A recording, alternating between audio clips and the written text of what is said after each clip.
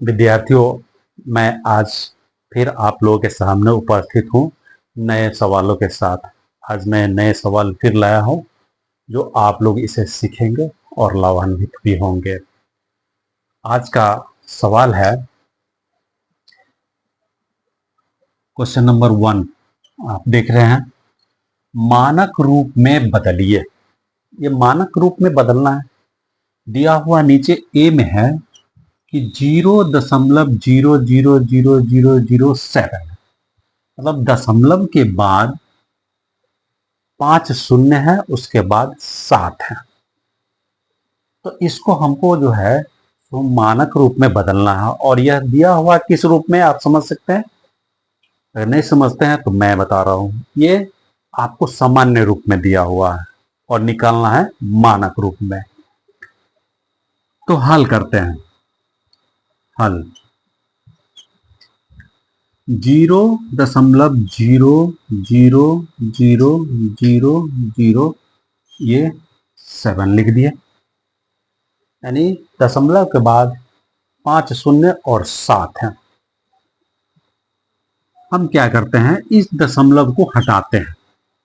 हटाने के बाद नीचे बट्टा का लाइन खींचेंगे, बट्टा, और जितने भी दशमलव के बाद जीरो है या अंक हो जो भी, उसे गिनती करके नीचे 10 पर एक पर उतने शून्य बैठा देते हैं। तो एक पर कितने शून्य बैठेगा, 1 2 3 4 5 6। तो एक 1 शून्य, 2 शून्य, 3 शून्य, 4 शून्य, 5 शून्य और ये 6 शून्य मैंने लिख दिया। अब बराबर करेंगे हम। ऊपर सिर्फ 7 बच गया, यानी 7 बटा 1 पर 6 शून्य बैठाएंगे। 6 शून्य बैठा दिए। अब एक बात और समझिए, जब हम मानक रूप में बदलते हैं, सामान्य संख्याओं को जब हम मानक रूप में बदलते हैं, तब हम इन्हें 10 की समान घात में बदल देते हैं। ठीक है ना। तो बराबर करेंगे 7 बट्टा 1, 10 गुने 10 गुने 10 गुने 10 गुने 10 गुने 10।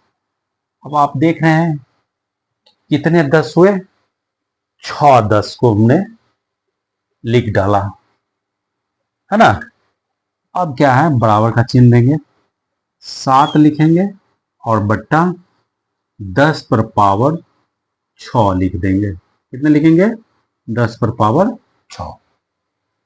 अब एक बात और समझिए, कभी कभी हमने देखा है कि 10 गुने 10 गुने 10 गुने 10, 10 गुने 10 गुने 10 बराबर 10 पर पावर 3 है। तो यहां पर 10 पर पावर 3 है, तो 10 क्या है, इसका बेस है। 10 जो है वो बेस हो गया और घात कितने हो गए, 3 हो गए। इस प्रकार से हम यहाँ पे क्या करते हैं, उसी प्रकार से यहाँ 10 जो है इसका बेस हो गया और घात कितने हो गया, 6। तो बराबर करके हमको ये मानक रूप में बदलना है। तो 7